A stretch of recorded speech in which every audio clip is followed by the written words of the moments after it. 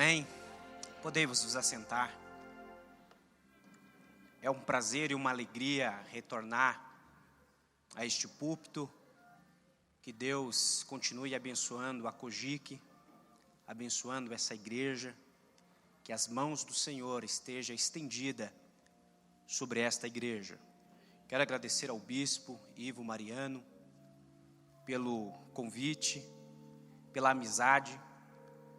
Para vocês que não estão familiarizados, a primeira vez que eu e o bispo se encontrou, por intermédio do meu amigo Ricardo, que está aqui, nós já nos identificamos logo no primeiro momento, nos diálogos, nas ideias, e Deus tem me dado grandes amigos, e um desses amigos e conselheiro é o bispo Ivo Mariano, e também ali a minha sinistra esquerda aqui, o Alexandre também. Que Deus continue abençoando.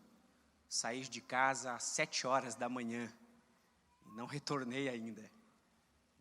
Não sei se quando eu voltar, minha esposa vai deixar eu entrar, mas pela manhã eu falei na igreja que está sendo pastoreada pelo Alexandre e pela irmã Di também, missionária Di Irlane, né? Dislene, os nomes difíceis. E foi muito bom. Que Deus continue abençoando a sua trajetória. E aqui o Ricardo também. Eu conheci o Ricardo quando ele ainda era solteiro. E eu apresentei hoje a que é a esposa do Ricardo. Então você deve muita coisa a mim. Que Deus abençoe o Ricardo. É o meu amigo, é meu irmão. Que Deus abençoe. Deus tem uma palavra ao seu coração hoje à noite.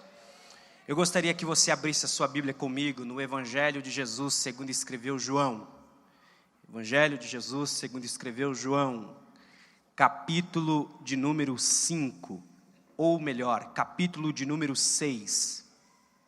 Evangelho de Jesus, segundo escreveu João. Para quem não está familiarizado, João foi o último evangelista a escrever uma espécie de biografia sobre Jesus. O primeiro evangelho a ser escrito sobre Jesus, segundo a tradição dos evangelhos, foi o evangelho de Marcos. Marcos possivelmente foi escrito nos anos 70 depois de Cristo. Após Marcos, Mateus e Lucas escreveram entre 70 e 80.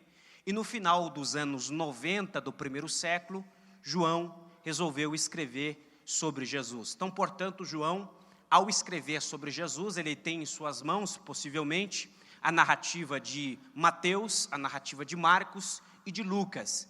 E ele olha para essas narrativas e ele escreve o evangelho sobre Jesus da sua maneira.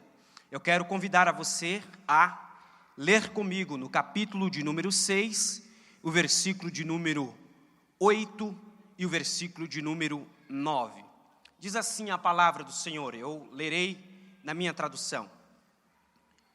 Disse-lhe André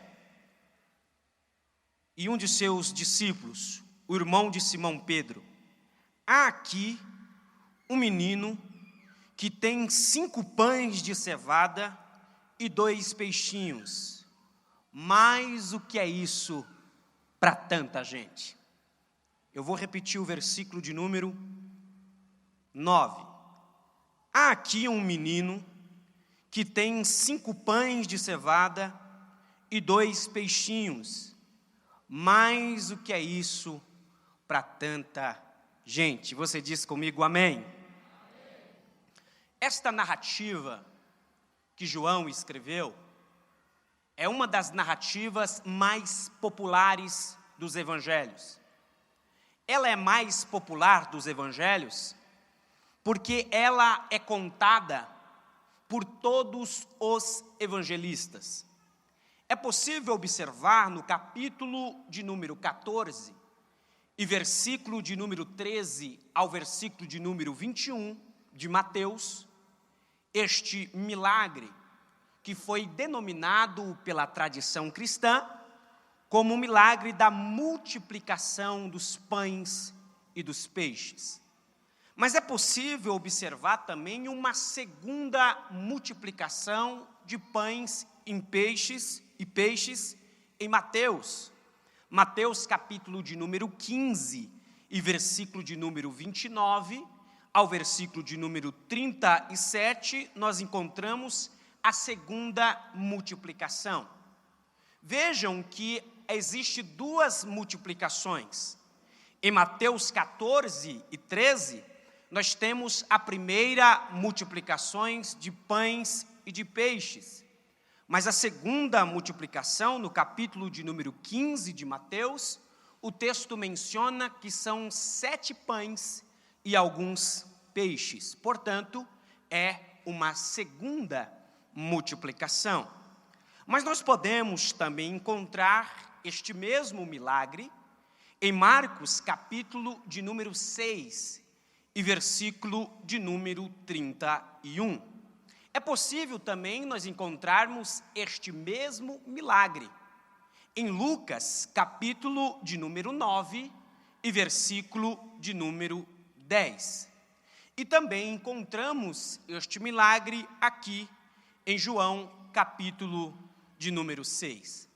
Então é possível nós observarmos, no primeiro momento, que esse milagre foi um milagre muito conhecido pela tradição da igreja, porque todos os evangelistas optaram e escolheram em escrever acerca deste milagre.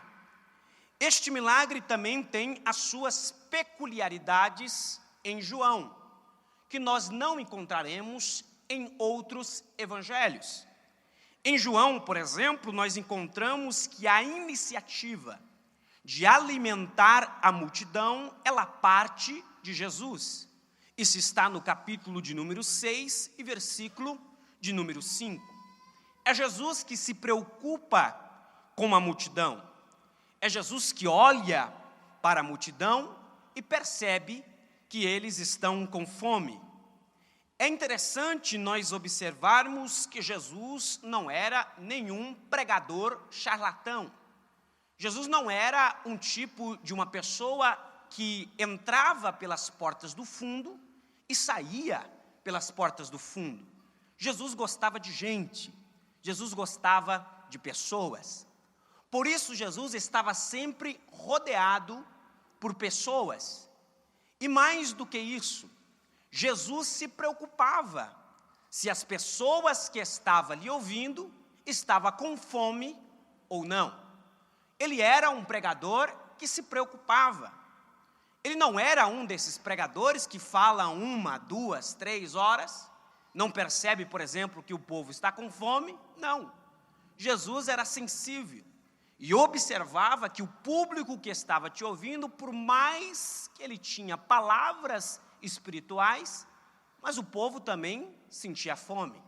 E por isso era necessário ter uma sensibilidade incrível para perceber que existe comida espiritual, mas existe também a comida física. Uma outra coisa que nós observamos, que é uma peculiaridade de João, é que apenas João diz que quem leva os pães e os peixes até os discípulos é um menino. Os outros evangelistas não se preocuparam em apresentar quem foi que entregou os pães e os peixes nas mãos de Jesus. Apenas João, nos anos 90, então, ele se preocupa em ir atrás, em pesquisar quem foi que colocou a bandeja nas mãos dos discípulos. Mas é importante também nós observarmos, como eu disse nessa introdução, que este é um milagre que Jesus repetiu. Nós não encontraremos na Bíblia Sagrada Jesus repetindo milagres. Por exemplo, Jesus pode ter ressuscitado pessoas várias vezes. Jesus ressuscitou a filha de Jairo, Jesus ressuscitou o filho da viúva de Naim, Jesus ressuscitou Lázaro, mas cada ressurreição dentro da sua perspectiva e dentro da sua realidade.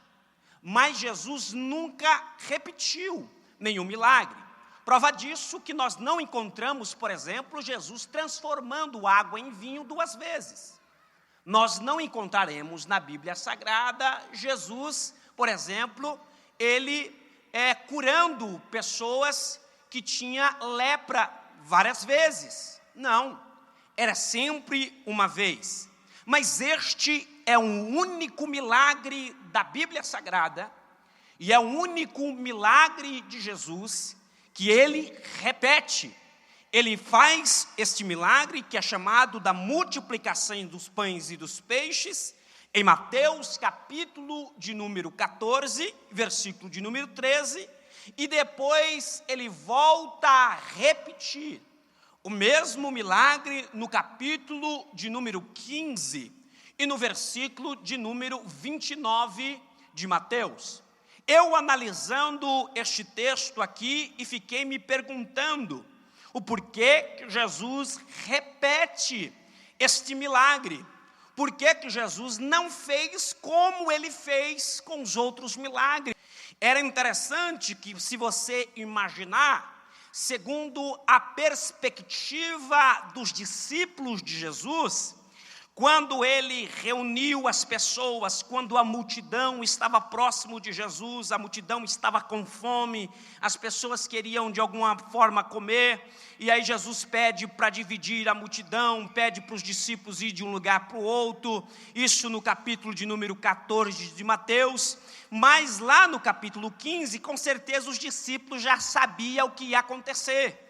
Os discípulos, assim, ele vai pedir para a gente fazer de novo, ele vai pedir para a gente olhar a multidão, ele vai pedir para a gente fragmentar a multidão, para nós dividirmos essa multidão, ele vai pedir para que a gente pegue os pães, os peixes, coloca dentro de um cesto, ele vai orar, ele vai fazer tudo como a gente viu lá atrás, é a mesma coisa, parece ser o mesmo milagre, mas preste atenção aqui. Aquilo que para os discípulos era repetição, para Jesus continuava sendo uma novidade. O pastor vai lá, prega, o irmão vai lá, canta, o coral canta, depois passa para o outro, lê um versículo, e todo domingo é a mesma liturgia, é a mesma coisa. E eu venho domingo que vem, é a mesma coisa, eu venho no outro domingo, vem a mesma coisa, é o sermão, é a mesma liturgia. Mas aquilo que para você é repetição, para Deus pode ser algo inédito que Ele pode fazer na sua vida hoje ainda, em nome de Jesus Cristo. Aquilo que para você é repetição, eu venho aqui, é a mesma coisa, para Jesus continua sendo algo importante, inédito, que Ele pode te dar um milagre para você sair aqui hoje à noite. Observe, o culto ele é um processo de repetição. Nós viemos aqui, nós cantamos, nós falamos, vem o rapaz aqui e lê um texto, vem a irmã e faz o solo, e aí você disse assim, mas todo domingo é a mesma coisa, e todo domingo é do mesmo jeito. Para a gente parece repetição. Para os discípulos também o milagre parecia ser repetição, era repetição, mas para Jesus não era repetição, porque para Jesus Ele faz novo todas as coisas. Se você veio aqui hoje à noite com essa cabeça dizendo, vai repetir de novo, vai falar a mesma coisa, e domingo que vem é a mesma coisa, Deus me trouxe aqui para te dizer que vai ter algo novo na sua vida, vai ter algo novo na sua história. Deus vai fazer algo inédito na sua história. Se você acredita, levanta a sua mão comigo assim, glorifica e exalte o nome de Jesus Cristo. Aquilo que era repetição para os discípulos, para Jesus continuava sendo algo inédito. Para Jesus continuava sendo algo novo. Jesus trabalha com aquilo que é novo. Jesus trabalha com aquilo que pode acontecer novamente, mas de um jeito diferente, de uma maneira diferente. E é interessante também nós destacarmos o jeito de Jesus lidar com o problema da fome da multidão. Porque vejam só, Jesus está diante de uma grande multidão. Segundo Mateus, essa multidão é mais de 5.000 pessoas, fora mulheres e criança. Nós estamos falando aqui de muita gente, que é muita gente para comer. É um problema, mas Jesus era especialista, sabe para quê? Ele tinha capacidade de não transformar desafios em grandes problemas. A multidão estava lá, havia um problema da fome. Como é que vai alimentar todo mundo, e os discípulos de um lado para o outro? E como é que a gente vai fazer? Onde a gente vai comprar comida? Onde é que a gente vai fazer isso? Onde é que a gente vai fazer aquilo? Mas aquilo que era problema para os discípulos, aquilo que se tornava um desafio para os discípulos, que eles haviam olhado para aquilo e disse, não vai ser um problema para nós não vamos conseguir resolver isso, nós não vamos conseguir acabar com essa fome, muita gente. Aquilo que era um desafio e que os discípulos estavam transformando em problema, Jesus não transformou em problema. Jesus olhou para os desafios e ele transformou os desafios em quê? Em milagre. Às vezes a gente tem que alimentar às vezes tem que pagar o cartão, tem que pagar o aluguel, tem que fazer isso, tem que fazer aquilo. A gente vive de desafios um até o outro. Mas o problema nosso é que a gente olha para os desafios, aí você vai gerando mais problemas ainda dos desafios.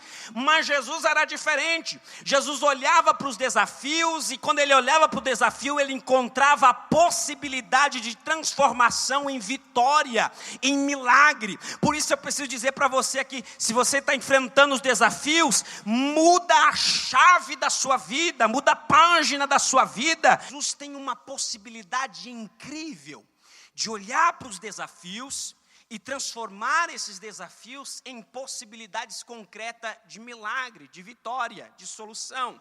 É tanto que quando ele olha para a multidão, ele faz uma pergunta, que está aí no versículo de número 5, observa, Jesus tendo levantado os olhos, observou a grande multidão que vinha até ele, e disse a Filipe, onde compraremos pão para dar-lhe ao que comer? Ele olha para os seus discípulos, um dos seus discípulos, Filipe, disse assim, como é que a gente vai comprar pão? Onde é que a gente vai comprar alimento? Aí Filipe respondeu, Filipe disse, 200 denários de pão não seria o bastante para que cada um recebesse apenas um pouco.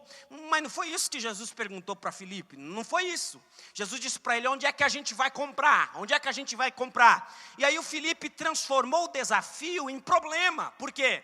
Porque ele olhou e disse assim, nem se a gente tivesse 200 denários. Jesus não disse isso para Filipe.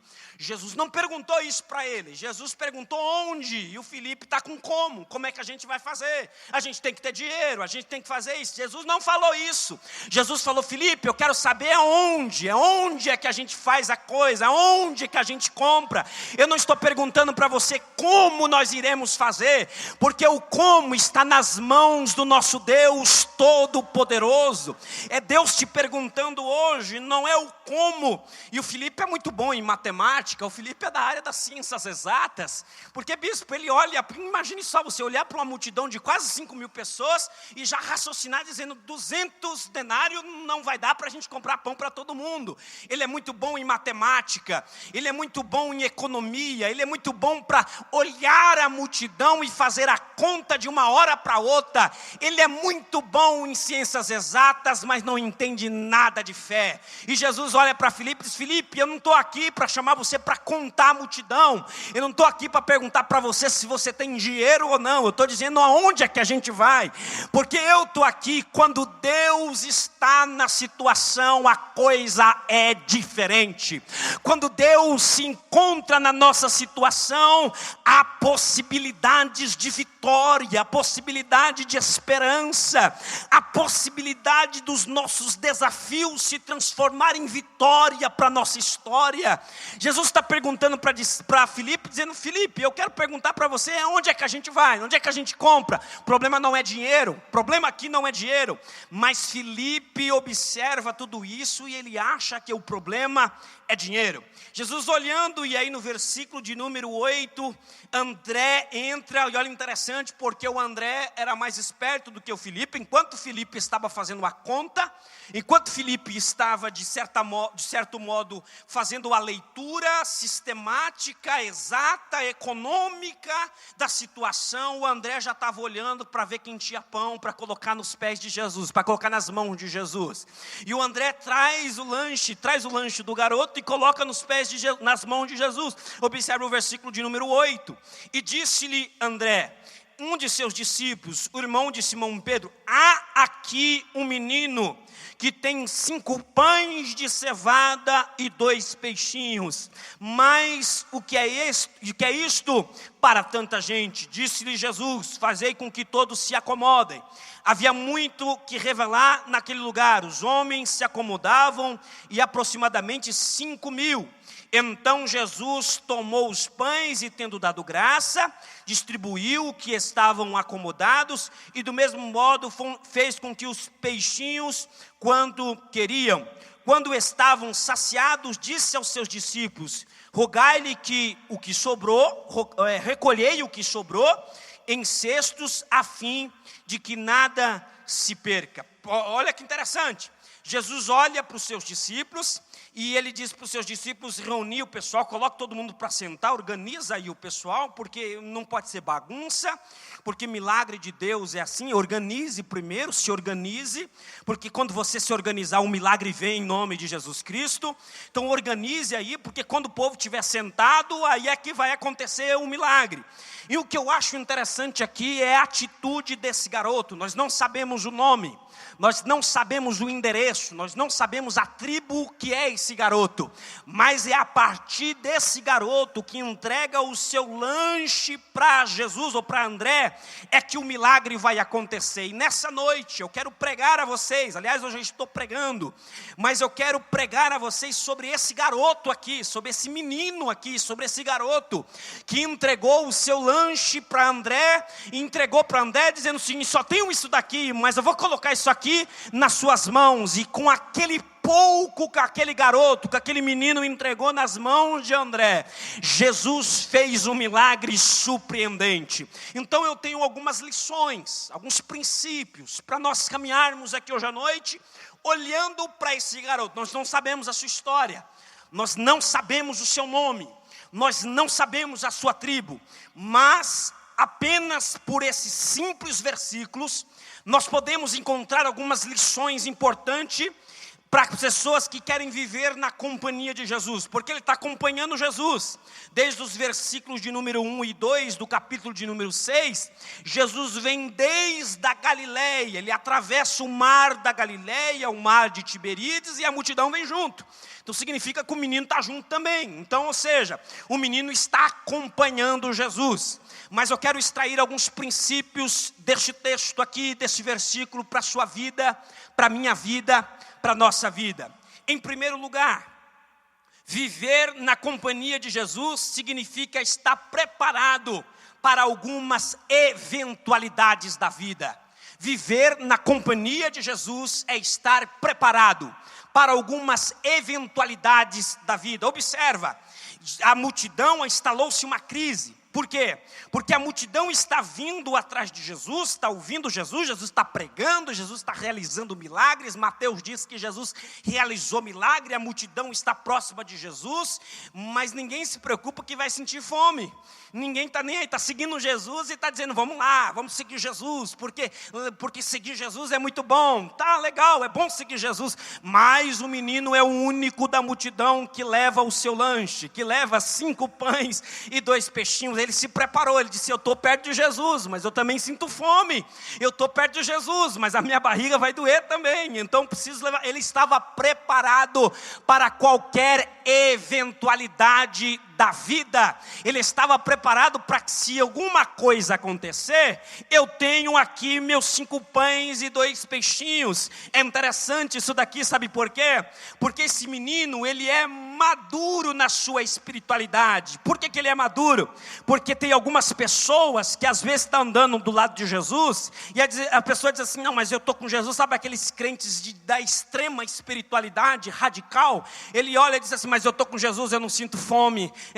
Já viu o pregador que prega 1, 2, 3 horas e pensa que o povo não sente fome também ouvindo ele e não quer parar de pregar? E aí ele, não, ele sabe separar. Eu estou do lado de Jesus, eu sei que Jesus faz milagre, eu sei que Jesus é o Deus encarnado, eu sei que Jesus está aqui, mas eu também sinto fome, então eu preciso levar o meu lanche, eu também preciso levar meus 5 pães e 2, eu preciso separar as coisas. Deus me trouxe aqui para te dizer: separe as coisas, não inverta as coisas. Aquilo que é de Deus, aquilo que é físico, é físico. Se Deus não concedeu o milagre ainda, vai ter que levantar cedo, vai ter que trabalhar, vai ter que enfrentar transporte, vai ter que trabalhar, e a partir do seu trabalho Deus vai te abençoando, a partir do seu trabalho Deus vai te dando, porque você precisa comer. Gideão, por exemplo, estava passando por um momento difícil. Os medianitas, toda hora que ele estava lá malhando o lagar, os medianitas vinham e roubavam aquilo que eles estavam plantando, aquilo que eles estavam de alguma forma querendo colher. Mas Gideão disse assim: a crise está difícil, mas eu preciso malhar o lagar, eu preciso comer, eu preciso trabalhar, a crise está difícil, mas a gente precisa fazer isso. É gente que sabe separar as coisas, é gente que sabe olhar para Jesus e dizer assim: eu sei que Jesus pode prover, eu sei que Jesus pode fazer o milagre, eu sei que Jesus pode fazer tudo isso, mas eu preciso estar preparado para algumas eventualidades. Eu preciso estar preparado, porque se alguma coisa acontecer, eu estou preparado para Jesus realizar um milagre na minha vida. Deixa eu te dizer uma coisa: tenha bom senso na sua vida. Não feche os olhos sobre a vida e não, agora eu estou na companhia de Jesus, eu vou gastar tudo na companhia de Jesus, e Ele vai sempre viver em milagre, vai fazer um milagre. Tenha bom senso, não faça isso. Pé no chão, tenha maturidade. Você pode enfrentar tempos difíceis, você pode enfrentar tempos complicados, então tenha maturidade. Esse menino aqui, apesar de ser um menino, apesar de ser possivelmente aqui um adolescente, mas é um menino que ele sabe que andar perto de Jesus não é também andar nas nuvens, não é andar nas 1000 maravilhas. Ele sabe que uma hora o povo vai sentir fome, ele sabe que uma hora ele vai sentir fome, e naquele momento que ele sentir fome, ele tem algo para comer. E mais do que isso, aquele menino, ele é mais interessante quando eu começo a observar ele. Sabe por quê? Porque esse menino aqui, mais do que tudo isso, ele não espiritualiza as experiências triviais da vida. O que são experiências triviais? Experiências triviais são experiências normais. Por exemplo, levantar cedo, você escova os dentes, você toma café, você almoça, você janta. São experiências triviais da vida, são experiências corriqueiras da vida. Lanchar, por exemplo, lanchar. Hoje, por exemplo, o Mariano levou a gente numa churrasqueira e eu fiquei espantado vendo o Ricardo comendo. É uma coisa de espanto, mas isso é natural, isso é trivialidade da vida, isso tem que comer, é isso normal. E esse menino aqui, ele não espiritualiza as trivialidades da vida. Ele olha e diz assim: se eu estou com fome, eu preciso comer, se eu estou com fome, eu preciso levar lanche. Mas as pessoas que estavam andando com Jesus, a outra multidão diz: não, eu estou com Jesus, está tudo bem, eu estou com Jesus, está tudo bem. Não, não está. Deixa eu lhe dizer uma coisa: se você veio aqui hoje à noite, se você veio ouvir Deus falar no seu coração, Deus está falando, tenha bom senso, se prepare, porque às vezes você não vai estar lá em cima, às vezes você vai enfrentar tempos difíceis, mas quando você enfrentar tempos difíceis e você se preparar para algumas eventualidades da vida, você vai atravessar todo e qualquer problema, toda e qualquer situação, dizendo: só o Senhor é Deus na minha vida, só o Senhor é Deus na minha vida. E deixa eu lhe dizer uma coisa: o pouco que você guardou ao longo do tempo vai ser o suficiente para você atravessar tempos difíceis. Assim diz o Senhor sobre a sua história hoje à noite. É um menino que se prepara, é um menino que não espiritualiza as questões e as experiências triviais da vida. Isso que eu acho interessante. Fome é fome.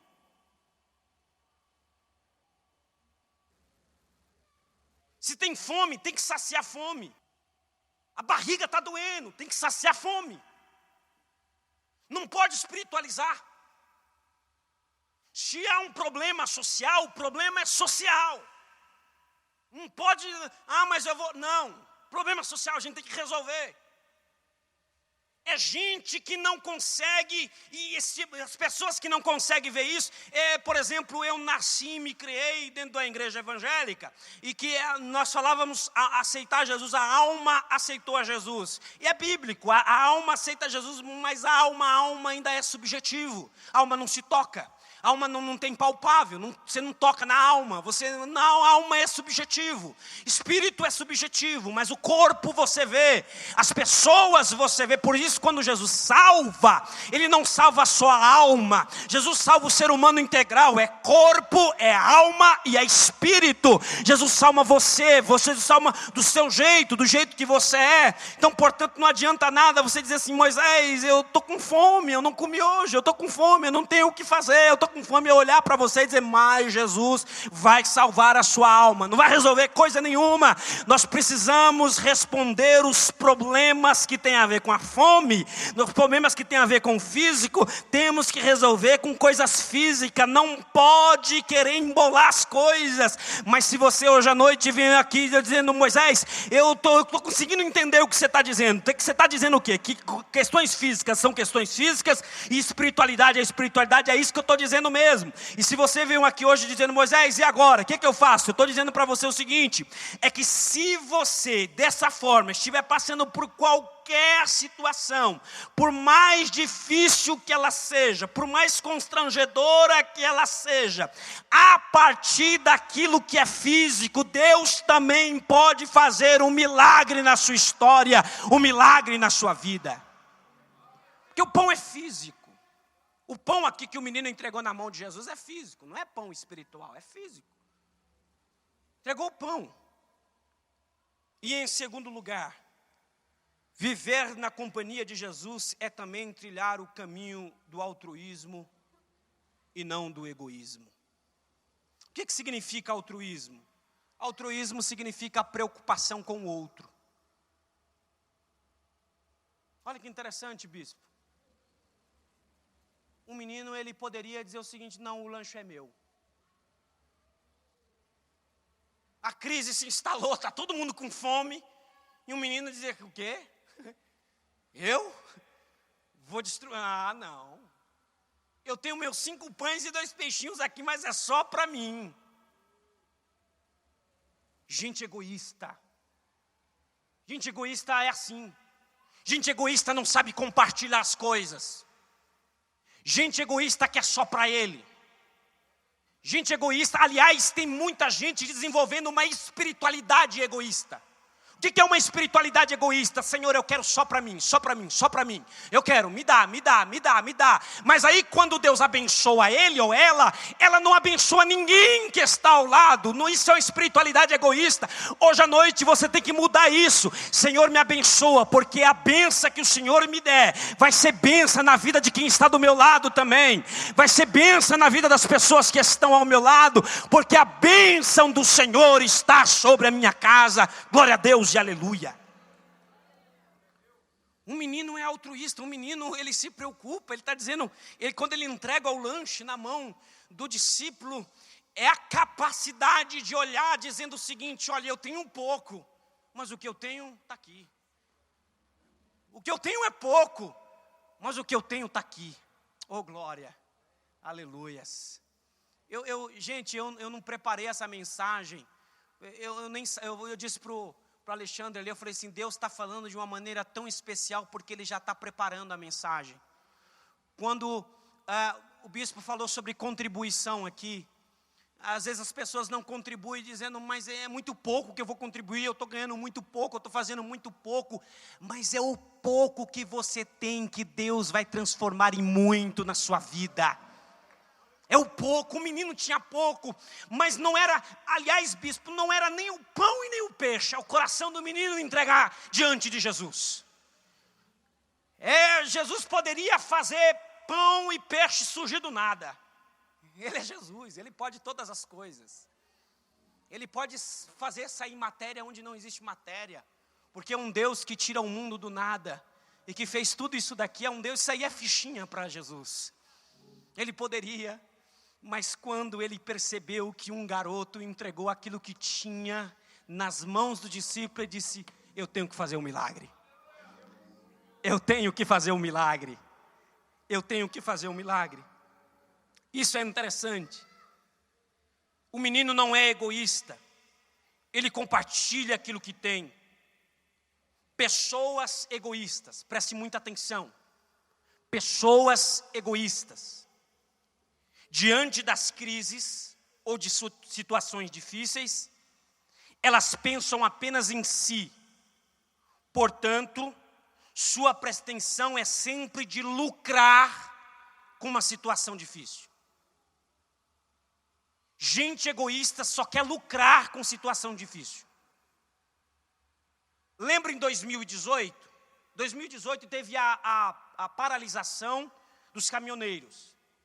Todo mundo ficou sabendo. Se você não ficou sabendo, algum problema.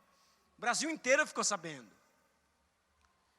Mas eu liguei a TV e percebi uma coisa que me enojou. Com uma crise que estava se instalando, que já estava lá indo para quase a segunda semana, alguns donos de postos de combustíveis resolveu triplicar o valor do combustível. Porque muitos lugares, muitos combustíveis não tinha. Aí o que ele disse? Tem uma crise. Eu vou ganhar dinheiro em cima dessa crise. Mas e quem não tem dinheiro para pagar? Não quero saber. Eu vou ganhar dinheiro em cima da crise. Eu espero que não tenha aqui nenhum dono de imposto combustível. Se você fez isso, se converta em nome de Jesus. É gente egoísta. A crise estava se instalando no Brasil e tinha gente querendo ganhar dinheiro. Vamos ganhar dinheiro com isso daí. Vamos aumentar, vamos triplicar o preço. O menino poderia dizer o seguinte: quer saber de uma coisa? Eu estou com o meu lanche aqui, diante dessa crise, não tem ninguém aqui, não tem ninguém vendendo nada aqui, eu vou vender. Esse pães e 2 peixinhos aqui, ele falou em 200 denários, eu vou vender a cada um por 200 denários. Eu vou fazer dinheiro com essa crise. Isso é que gente egoísta faz, é fazer dinheiro com crise. Mas esse menino, ao contrário, não foi egoísta, foi altruísta. Ele disse: não, eu não quero fazer dinheiro com a crise. Eu colocar o pouco que eu tenho nas mãos de Jesus. Porque isso é que gente honesta faz. Isso é que gente de Deus faz. Coloque o pouco que você tem nas mãos de Jesus. Oh glória, será que você pode dar um aleluia a Deus aí, um glória a Deus? Glória a Deus. O menino entregou nas mãos de Jesus, nas mãos dos discípulos, e diz assim: eu não quero tornar essa oportunidade uma oportunidade para lucrar. Eu quero tornar essa oportunidade para ser um agente de Deus na vida dessas pessoas aqui.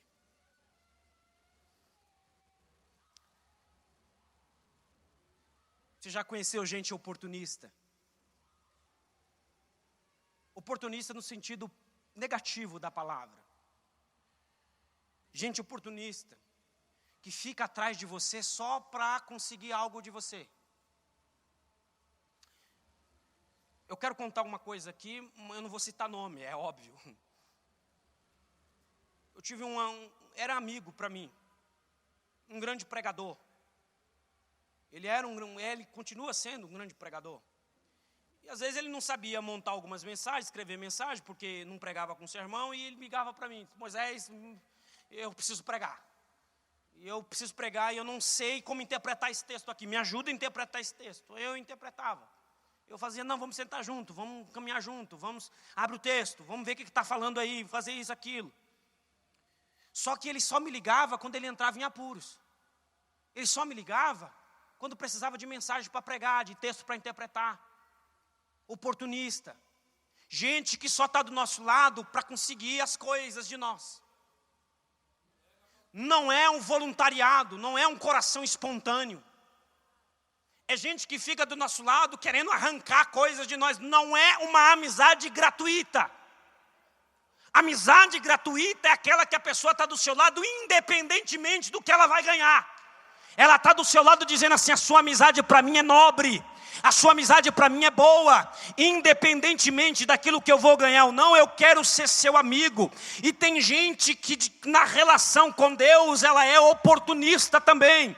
Quando ela se relaciona com Deus, ela só vem para a igreja porque ela quer conseguir arrancar coisas de Deus. Ela só quer conseguir arrancar bênçãos de Deus. Se Deus não me der, eu não vou. Se Deus não me der, eu não canto. Se Deus não me der, eu não vou para a igreja. Se Deus não me der, eu não contribuo. Se Deus não fizer isso, a sua relação com Deus é uma relação oportunista. Mas tem crente que é diferente. Tem crente que diz assim: independentemente se Ele me der ou não, eu vou glorificar e exaltar o nome do Senhor Jesus Cristo.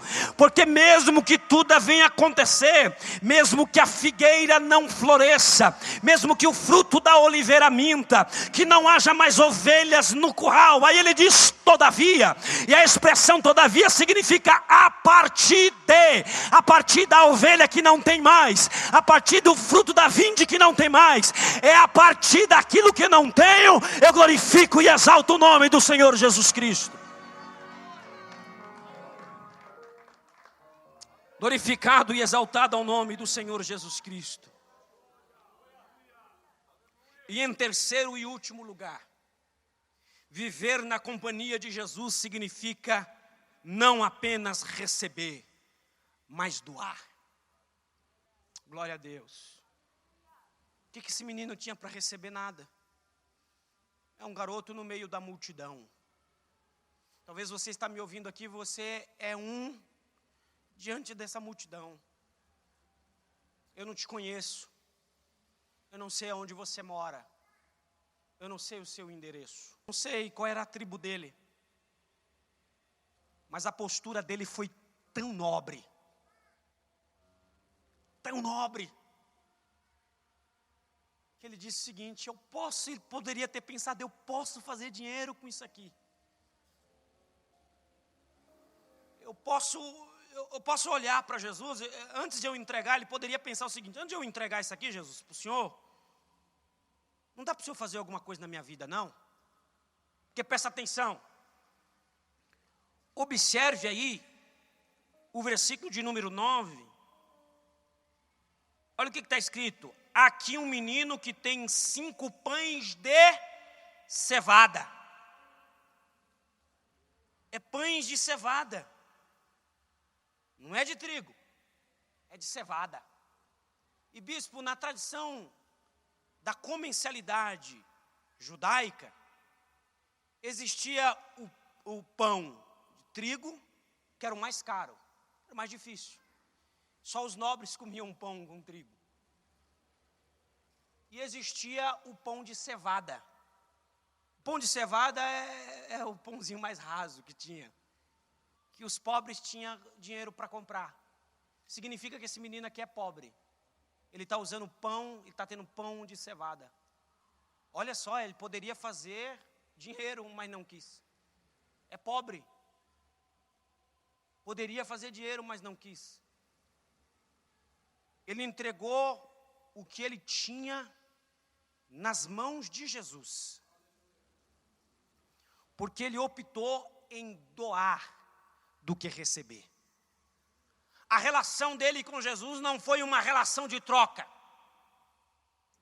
A relação dele com Jesus não foi uma relação: eu dou os meus pães, o Senhor tem que me dar alguma coisa. Eu vou dar os peixinhos, mas o Senhor tem que fazer alguma coisa. Estou pobre, eu não tenho condições, o Senhor tem que fazer alguma coisa. Não. A relação dele com Jesus foi: está aqui. Eu entrego o pouco que eu tenho, os meus pães de cevada em tuas mãos. Independentemente, o milagre não vai ser só para mim, o milagre vai ser para todo mundo. O milagre não vai ser só para minha casa, vai ser para outras casas também. As mãos do Senhor não vai ser só para mim, as mãos do Senhor vai ser sobre todos. As mãos do Senhor vai invadir toda a casa. E deixa eu te dizer uma coisa, tem uma frase que eu carrego no meu ministério, eu carrego para a minha vida inteira. A frase é o seguinte: não existe nada mais poderoso do que um coração voluntário. Não existe. Não existe nada mais poderoso do que um coração gratuito, do que um coração que você não precisa ficar falando, faz isso, faz aquilo, dá isso, dá aquilo. É um coração gratuito que diz assim: eu vou doar em nome de Jesus, eu vou estar em nome de Jesus, eu vou fazer em nome de Jesus. Não existe nada mais poderoso do que um coração voluntário. Esse menino aqui, ele tem um coração voluntário. É gente que não pensa em si mesmo, é gente que poderia ganhar com um pouco que tinha, mas entregou nas mãos de Jesus e disse: Senhor, está aqui. Jesus disse assim: agora porque você entregou, eu vou fazer um milagre sobre a vida das pessoas que estão aqui. Deus está te dizendo, Ele só vai fazer um milagre na sua casa quando você entregar o pouco que você tem nas mãos dEle. Mas quando você entregar o pouco que você tem nas mãos dEle, Ele vai derramar bênção sobre a sua casa, Ele vai derramar bênção sobre a casa dos seus parentes, sobre a casa dos seus pais, sobre a casa da prima, da tia. Ele vai derramar bênção, porque o nosso Deus é um Deus fiel para cumprir aquilo que Ele fala sobre a nossa vida. Vocês sabiam que Jesus também ele era financiado? Porque andar de uma cidade a outra também custava dinheiro. Lucas capítulo de número 8, versículo de número 2 e 3 diz assim: então algumas mulheres que haviam sido curadas de espíritos malignos e de enfermidades, e muitas outras o serviam com as suas fazendas. Eu, por exemplo, quando fui casar com a Camila, o casamento existe a união de bens, né? Então todas as minhas fazendas ficou para a Camila. O Alexandre sabe muito bem das minhas fazendas. Que é fazenda, a linguagem fazenda aqui não significa fazenda. Fazenda é bens, pode ser dinheiro. Lá em casa a minha fazenda é os meus livros que fica lá. Que a Camila fica olhando e diz: tira esse negócio daqui em nome de Jesus. Mas é o que eu tenho. E as mulheres, elas financiavam o ministério de Jesus. Aliás, tem muita gente falando de mulher, falando isso de mulher, falando aquilo de mulher, mas pouca gente fala que foi as mulheres que financiaram o ministério de Jesus. Ninguém fala isso, né? A mulherada nem glorificou a Deus aí, pelo amor de Deus. Vocês que financiaram o ministério de Jesus. Quando falarem de dinheiro, eu tenho que falar de vocês primeiro. Não sei se existe alguma coincidência aí. Mas existem mulheres que financiaram, que doaram para Jesus. Elas andavam próximo de Jesus e financiavam. Por exemplo, em João capítulo de número 19 e versículo de número 38 e 40, nós temos um dos maiores exemplos de voluntariado, de gratuidade, de doação. Depois disso, José de Arimateia, que era discípulo de Jesus, ainda que ocultamente pelo receio que tinha dos judeus, rogou a Pilatos que lhe permitisse tirar o corpo de Jesus. Quando é que você ouviu falar de José de Arimateia como discípulo de Jesus? Nós ouvimos falar de Pedro, de Tiago, de João, de André, Bartolomeu e outros. Mas José de Arimateia, ninguém fala de José de Arimateia. Discípulo de Jesus? Era discípulo. E aí Jesus morreu, foi crucificado. E segundo a tradição, naquela época, as pessoas que eram crucificadas, o corpo ficava exposto na cruz. Os arbutres vinham comer, faziam era um processo de sofrimento, de muita ferida, de muito mau cheiro. Porque para os romanos, a crucificação era a perturbação da ordem pública. Então eles largavam o corpo da pessoa lá na cruz. Sofria putrefação, um coração voluntário. Uma pessoa que sabe doar. Não basta ter muitos encontros com Jesus. Basta ter uma única conversa, um único encontro. E ela já está disposta a oferecer a sua vida e ajudar quem está precisando. Moisés, eu não tenho condições de ajudar. Veja naquilo que você pode ajudar. Sabe por que eu estou aqui hoje? Você sabe por que eu consegui estudar? Não é porque eu sou rico não, porque eu não sou. Sabe por que eu consegui estudar? Foi gente que olhou para mim e disse: Moisés, eu não posso pagar a sua mensalidade, mas eu pago a sua condução. Eu não posso pagar a sua condução do mês, mas eu vou pagar da semana. É gente que olhou para mim e disse: eu não posso pagar a sua mensalidade, mas eu pago o lanche. Você, como cristão, precisa aprender a olhar menos para você e começar a olhar mais para os outros. Moisés, eu não consigo pagar a mensalidade dela ou a mensalidade dele. Não precisa, pague a condução dela. Faça alguma coisa. Eu não consigo pagar a condução, mas então pague o material, pague o livro para ela. Ah, mas eu não consigo pagar o livro. Pague alguma coisa, faça alguma coisa em nome de Jesus. Porque se você está sendo abençoado hoje, use a sua bênção para abençoar pessoas.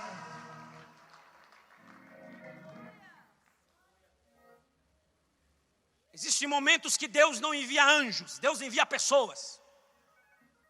E pronto. Nós temos que viver um evangelho da doação, um evangelho de pensar menos em si. E pensar, aliás, deixa eu te dizer uma coisa, Deus só apenas vai nos prosperar cada vez mais quando a gente parar de pensar no nosso umbigo e olhar mais para as pessoas que estão precisando. E olha, porque quando você olha para as pessoas, quando você olha para quem está precisando, Deus vai te dar mais ainda para que você abençoe outras pessoas. E na sua casa não vai faltar, na sua vida não vai faltar para a sua vida, sabe por quê? Porque você tem um coração voluntariado diante de Deus. Quantos aqui nessa noite querem entregar seu coração a Deus? Quantos querem entregar o seu coração a Deus e ser como esse garoto que entregou o pouco que tinha nas mãos de Jesus? Eu tenho pouco, mas o pouco que eu tenho está nas mãos de Jesus. Eu quero terminar esse sermão, essa mensagem que Deus pediu para entregar a vocês, pregar a vocês, para dizer o seguinte: não conhecemos esse menino, não conhecemos esse garoto, não sabemos nada dele, mas pequenas atitudes pode fazer uma enorme diferença na vida das pessoas. Pequenas atitudes. Uma vez eu estava indo para o seminário, e quando eu ia para o seminário, eu lembro que eu levava sempre um Mirabel. Eu gosto de comer um Mirabel de chocolate. Você gosta também? É muito bom. De vez em quando eu troco e como um de morango também. E aquele dia eu não tinha tomado café, então eu peguei falei, bateu uma fome. Assim, eu vou pegar um Mirabel, vou jogar na bolsa e vou correr para o seminário. Porque seminarista, irmão, é pobre para chuchu. Que gasta com livro, tem que estudar, E eu coloquei o Mirabel e eu peguei o ônibus. Logo quando eu peguei o ônibus, entrou uma pessoa no ônibus, bispo, e disse assim: eu não tomei café da manhã e também eu não almocei. Se você estiver, eu não quero dinheiro, mas se você tiver alguma coisa para comer aí, me dê. Eu disse assim: Jesus, não é possível. Eu tenho dinheiro aqui, eu posso até te dar o dinheiro. Mas ele disse assim: não quero dinheiro, eu quero algo para eu comer. Para mim, aquele Mirabel não ia fazer muita diferença. Porque depois eu poderia comprar outro, mas para aquela pessoa ia fazer uma enorme diferença. Para ela ia fazer uma enorme diferença. Eu ia comprar outro. Deus às vezes está esperando uma pequena atitude sua para mudar a sua história. para prosperar sobre a sua vida. Uma pequena atitude. Uma pequena atitude. Deus me trouxe aqui para te dizer, Moisés, diga para o povo, pequenas atitudes fazem o maior sentido na vida das pessoas. Abrace, chore junto, seja amigo, vislumbra afeto. Estou falando para você sair dando dinheiro para todo mundo aí, não é isso. Mas você sabe o que você pode ajudar. Amém? Bispo, que Deus abençoe a sua vida. Deus abençoe seu ministério. Em nome de Jesus. Amém.